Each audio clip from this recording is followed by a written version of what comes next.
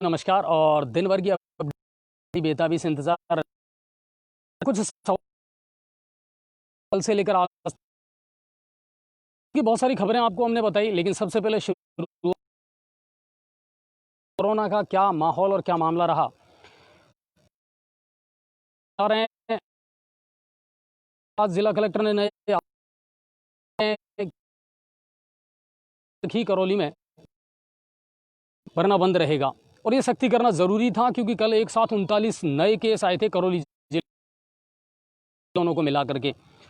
तो वो टेंशन वाली बात थी। माधोपुर जिले की अगर बात की जाए तो आज 4 नए केस आए, एक गंगा सवाई माधोपुर से थे। गाँव से भी अब केस आने लगे हैं, तो ये भी एक सोचने का विषय है। पहले तो सिर्फ अर्बन एरिया से केसेस आ रहे थे, गांवों तक जिस हिसाब से ये केस आ रहे हैं वो कहीं ना कहीं टेंशन बढ़ाने वाला है।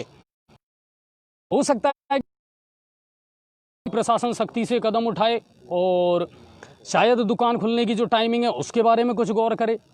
तो ये कोरोना की अपडेट थी। और अब तक जो टोटल केस हैं हमारे पास में वो दोहरा लेना, वो आई नहीं कोरोना की अपडेट। हाँ। अच्छा, चलिए एक बार मैं कोरोना की अपडेट फिर बता देता हूं आपको कि सवाई माधोपुर जिले में अब तक टोटल 162 केस हो चुके हैं। और आज अगर सवाई माधोपुर की बात की जाए तो पूरे 3 माधोपुर से हैं और 1 गंगापुर सिटी से है। गंगापुर सिटी से लगातार ये आंकड़ा बढ़ता जा रहा है। वहीं अब गांवों में भी कोरोना की जो दस्तक है वो दिखाई देने लगी है। तो ये कोरोना की अपडेट थी। अब बात करते हैं क्राइम रिपोर्ट की कि क्राइम में क्या कुछ घटित हुआ आज सवाई माधोपुर जिले में और गंगापुर सिटी है उसके आसपास। तो सवाई माधोपुर जिले में आज क्राइम की कोई बड़ी खबर नहीं है। गंगापुर सिटी आसपास कोई घटना नहीं घटी, लेकिन आज कुछ ऐसी क्राइम की रिपोर्ट्स आई जो थी और जिले से, लेकिन हमारे लिए दौसा जिले एक दुकानदार को हत्या, जो गोली मारने वाले थे वो वहां से सनसनी फैल गई और पूर्व जो प्रधान है वो अधिकारी हैं उनसे वो मिले और मिलकर के हत्यारों को गिरफ्तार करने की मांग की है कि आखिर दिन दहाड़े। और इसमें एसपी जो है वो बिल्कुल सख्ती के मूड में है। 4 टीमों का उन्होंने गठन किया है और उनका कहना है कि जल्द से जल्द जो आरोपी हैं जल्द से जल्द सलाखों के पीछे होंगे। तो महुआ के साथा से ये एक बड़ी क्राइम की रिपोर्ट थी। पता चली कि पाचना बांध में डूबने से 2 बच्चों की मौत हो गई, 2 बालकों की मौत हुई। और ये पास के ही गांव टिकैतपुर के रहने वाले थे। वहां पहुंची और ग्रामीणों की सहायता से उन दोनों के शवों को बाहर निकाला गया। तो ये करौली से एक खबर थी।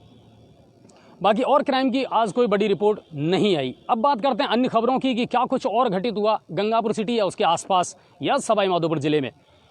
गंगापुर सिटी में जैसा कि कल हमने आपको शायद सूचना दी थी कि आज एक बड़ी है और वो प्रेस कॉन्फ्रेंस थी डॉक्टर नीलम गोयल के द्वारा, जिनको परमाणु सहेली का खिताब मिला हुआ है। और डॉक्टर नीलम गोयल ने सभी इलेक्ट्रॉनिक और प्रिंट मीडिया के जो पत्रकार हैं उनको इनवाइट किया होटल सिंगल में। आपको बता वो आगे बढ़ रही हैं और इसमें शायद उन्हें बहुत तेजी से कामयाबी भी मिल रही है। वो एक ऐसा काम कर रही हैं जिनसे किसानों की आय दुगनी हो, गांवों का विकास हो, खेतों का विकास हो, हर खेत तक पानी पहुंचे, वर्षा का जो जल है जो बह करके निकल जाता है उसका संचय कैसे किया जाए और वर्षा के जल को कैसे रोका जाए। किसानों के जो बहुत सारी ऐसी चीज़ें हैं, क्योंकि धीरे धीरे आपने भी देखा होगा बहुत सारी नदियां हैं, तालाब हैं, ये अब लुप्त होते जा रहे हैं। यानी कहीं ना कहीं अगर हम पहले के राजस्थान की और अब के राजस्थान की बात करें तो इसको डॉक्टर नीलम गोयल ने बहुत अच्छे तरीके से आज पत्रकारों को समझाया, बताया। और उनका उद्देश्य यह है कि बहुत जल्द आने वाले समय में गाँवों में water tin shed, cooking gas और डेयरी उद्योग जो है, पशुपालन जो है, इसको बढ़ावा दिया जाए और जो जल सहभागिता है उसको जन सहभागिता बनाया जाए। यानी लोग ज़्यादा से ज़्यादा जुड़ें, अपने गांव की, अपने खेत की विकास के बारे में सोचें। तो ये एक अच्छी मुहिम है और उनका ग्रुप ये अच्छा काम कर रहा है। और आने वाले समय में हम बहुत जल्दी आपको डॉक्टर नीलम हम आपको दिखाएंगे कि उनका। तो भारत की परमाणु सहेली को हमारी ओर से भी बहुत बहुत शुभकामनाएं कि वो इस काम को लगातार करें और मीडिया, लोग ज़रूर उनका साथ देंगे, क्योंकि एक अच्छी मुहिम है। और किसान जो इस दुनिया का अन्नदाता है, यदि उसकी इनकम कहीं ना कहीं बढ़ती है, उसका जीवन कहीं ना कहीं सुख में होता है, तो ये सभी के लिए अच्छी बात है। इसके अलावा आज एडीएम साहब के नेतृत्व में, जहाँ से आज हम ये शूट कर रहे हैं, फल और सब्जी मंडी, यहाँ पर टेम्पो चालक जो हैं उनको रोका गया, उनको इकट्ठा किया गया और 100 से अधिक टेम्पो चालक जो थे उनका कोरोना टेस्ट करवाया गया, यानी उनकी सैंपलिंग करवाई गई। रैंडमली सैंपलिंग इस समय प्रशासन करवा रहा है, जैसा कि हम आपको बता चुके हैं। तो आज उनकी करवाई गई है और आने वाले समय में लगातार ये जारी रहेगी। तो ये एक अच्छा काम था और कहीं ना कहीं आंकड़े बढ़ने है कि अब जो टेस्टिंग है वो बढ़ा दी गई है। आज मंत्री रघु शर्मा भी कह रहे 27,000 कर दिया गया पर डे। हर दिन हम 27,000 से ज़्यादा जो टेस्टिंग है वो कर रहे हैं, तो ये अच्छी बात है। इसके अलावा एडीएम साहब ने आज 7 ग्राम पंचायतों के सरपंचों और सेक्रेटरीज़ को भी, उनकी भी मीटिंग ली और उनका कहना था कि अब आप गांव में भी लोगों की रैंडम सैंपलिंग है वो करवाएं, यानी अधिक से अधिक लोग सैंपलिंग करवाएं। इस चीज़ के दिशा निर्देश आज एडीएम साहब द्वारा 7 ग्राम पंचायतों के सरपंच और सेक्रेटरी को दिए गए। आने वाले समय में और जो सरपंच हैं और जो सेक्रेटरी हैं उनको भी बुलाया जाएगा और उनको भी यही निर्देश दिया जाएगा कि आप ज़्यादा से ज़्यादा सैंपलिंग करवाएं। अब कुछ अन्य खबरें जो जिले लेवल से आई हैं, डिस्ट्रिक्ट लेवल से आई है। आज एक इतिहास रचा गया सेविका, एक चिकित्सालय है सवाई माधोपुर में, और वहाँ एक जटिल ऑपरेशन को, एक कठिन महामारी को आज टाटा बाय बाय कहा गया, यानी डॉक्टर्स की टीम को सफलता मिली एक ऐसी बीमारी को मिटाने में जो असंभव सा लगता था। दरअसल रणथंभौर सेविका अस्पताल में अग्नाशय ग्रंथि के कैंसर का सफल ऑपरेशन किया गया। अग्नाशय ग्रंथि का जो कैंसर था उससे जूझ रहे थे 55 वर्षीय कमरुद्दीन, उनका इलाज चल रहा था और कहीं ना कहीं वो काफ़ी खतरनाक स्टेज में उस समय पहुंच चुका था। रजनीश और अपेक्स हॉस्पिटल की जो टीम थी उन्होंने मिलकर के एक बेहतरीन काम किया और उनका ऑपरेशन किया। 10 घंटे लंबे चले इस ऑपरेशन के बाद में इस ऑपरेशन को सफल करार दिया और हम डॉक्टर रजनीश और अपेक्स टीम की उस पूरी मुहिम को और उन्होंने जो इतिहास रचा है उनको बहुत बहुत धन्यवाद और शुभकामनाएं देते हैं कि अगर इस तरह के केसेस हल होते हैं, सॉल्व होते हैं, तो ये बहुत अच्छी बात है और रणथंभौर सेविका की पूरी टीम को हम शुभकामनाएं देते हैं। ये एक सफल ऑपरेशन आज सवाई माधोपुर में रणथंभौर सेविका हॉस्पिटल में किया गया। सवाई माधोपुर बाघों की नगरी के रूप में मशहूर है और चलता है, लेकिन कल रात सवाई माधोपुर श्योपुर जो सड़क मार्ग है 152, वहाँ पर भैरों का एक पुलिया है, वहाँ पर शेर राजा ने अपनी हुकूमत जमा दी, यानी कि वहाँ बैठ गया। दोनों तरफ साधनों की और वाहनों की लंबी कतार लग गई, लोगों की सांसें रुक गई, क्योंकि कि अगर आप जंगल में जा रहे हैं और अचानक आपको शेर मिल गया कि सर हम क्या करेंगे, शेर करेगा। और दोनों तरफ वाहनों का जमावड़ा लग गया, लोगों की सांसें थम गई और लोग डर गए, लेकिन शेर राजा की हुकूमत बीच सड़क पर चलती रही और ये सिलसिला लगभग 10 मिनट तक चला। शेर वहाँ अंगड़ाई लेता रहा और उसके बाद में वो जंगलों की तरफ चला गया। और ऐसे किस्से बहुत बार, क्योंकि रणथंभौर में बाघों की जो संख्या है, वो जो क्षेत्र है, जो क्षेत्रफल है, वो कम पड़ता जा रहा है, बढ़ते जा रहे हैं, आबादी बढ़ती जा रही है और जंगल घटते जा रहे हैं। कहीं एक चिंता का, हालांकि सेव द टाइगर मुहिम बहुत लंबे समय से चली आ रही है और रणथंभौर जो है वो स्वर्ग माना जाता है शेरों के लिए।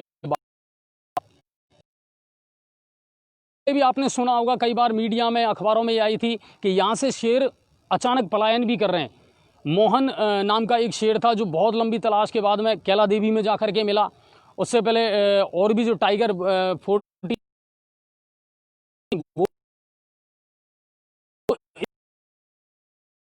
क्योंकि शेरों को, और शायद रणथंभौर जो है वो अब उनके लिए कम पड़ता जा रहा है। तो इस तरह की खबरें कई बार हमने पढ़ी हैं और देखी हैं, सुनी हैं। अब चलते हैं अगली खबर की तरफ। रिजल्ट आया, उनको हमारी ओर से बहुत हासिल की और रिजल्ट अच्छा रहा, बेहतरीन रहा। लेकिन गंगापुर सिटी में सबसे बढ़िया किस स्कूल का रहा, ऐसी सूचना हमें किसी भी विद्यालय ने नहीं दी है और अगर वो देते तो डेफिनेटली हम उसे ज़रूर चलाते, उसे दिखाते। अच्छा रहा और सभी को हमारी ओर से बहुत बहुत शुभकामनाएं। अब आते हैं असली मुद्दे पर जिसका आप बहुत बेताबी से इंतजार करते हैं, कितना प्रशासन जागा, कितना प्रशासन के कानों में नगाड़े बजे, क्या नींद से जागा, कभी गंगापुर सिटी का प्रशासन। गद्दी मिर्जापुर से लगातार हम खबरें दिखा रहे थे। मैंने आयुक्त साहब को वीडियो भी डाले, उनसे रिक्वेस्ट भी की। नतीजा ये निकला कि रात को जेसीबी भेज दी गई गद्दी मिर्जापुर में, इससे पहले कि वो सफाई पाते कुछ कर पाते। मेरे पास में फ़ोन आया कि साहब रात को जेसीबी आई ज़रूर थी, मगर जेसीबी ने थोड़ी सी कनेक्शन की प्रॉब्लम थी इंटरनेट की, तो मैं आपको बता रहा पहुंची, लेकिन काम उतना हो नहीं पाया। हमने आज सवाल जवाब किया कि साहब 2 बजे फिर वहाँ जेसीबी जाएगी, लेकिन फिर बारिश हो गई गंगापुर सिटी में और वो नहीं जा पाई। अब देखते हैं या तो रात को जाती है या नहीं जाती है। हम ये चाहते हैं कि बस लोगों की समस्याएं किसी भी तरह से सॉल्व हो जाएं। तो गद्दी मिर्जापुर तक का रास्ता नहीं है, बिल्कुल घरों में पानी भर चुका है और बहुत सारे कच्चे घर ऐसे हैं जो गिरने के कगार पर हैं, और ये हमने बहुत स्पष्ट रूप से आयुक्त साहब को मैसेज कर दिया था। फवारे की पुलिया लाइव भी चलाया था आज पदम जी ने, इसको निर्माण अब कर दिया गया है, लेकिन मुझे नहीं लगता कि उस निर्माण को बहुत सॉलिड तरीके से या परमानेंट किया गया है। फिर से वही प्रॉब्लम हुई कि नेट खबरों का। पदम जी क्या कहना चाहोगे उसके बारे में?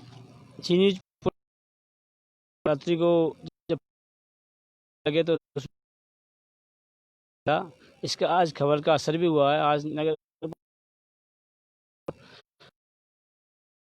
द्वारा सफाई करवा कर उसको कंप्लीट काम शुरू कर दिया है, और इस पे लोगों का कहना है कि लोगों को आया था तो लोगों को ठेकेदार से बात हुई है। ठेकेदार ने लोहे का जाल बनेगा, जाल बनने के बाद में आरसीसी होगी और मजबूत काम होगा। ऐसा कुछ भी नहीं है, बिल्कुल एकदम बढ़िया और मजबूत काम कराया जाएगा। बात आती है कि आज मैं फ़ोन किया था कि सर आप प्लीज़ कर लें, के सामने भी जो करने की ज़रूरत है, सोल्यूशन क्यों नहीं हो सकता? तो आपको ये सलाह दे रहे हैं कि साहब इसमें बड़ा पाइप आप सीमेंट का डाल दीजिए। एक बार फिर बई नेट वाली तो कुल मिलाकर के वो काम हुआ है, लेकिन अगर इनको परमानेंट कर दिया जाए सर तो लोगों को राहत तो मिल सकती है। अगर आप बिना किसी प्लानिंग के काम करेंगे तो सफलता कैसे मिलेगी? अब आपको मैं बताऊं, सैनिक नगर तक नालों की फेरो कवर हटाए, पट्टियां हटाई उन्होंने, लेकिन कहीं तो हटा दी और कहीं नहीं हटाई। अब शास्त्रीय स्कूल से लेकर के आप होटल हयात तक जाइए, वहाँ बिल्कुल फेरो कवर या पट्टियां नहीं हटाई गई है। कई लोग तो मैंने ऐसे देखे हैं, कई घर तो जिन्होंने नालों को घरों में ही ले लिया अंदर। अब ये अतिक्रमण नगर परिषद की जब तक सफल नहीं होगा, जब तक एक भी पुलिया सफाई नहीं होगी, और एक भी अगर जगह छोड़ दी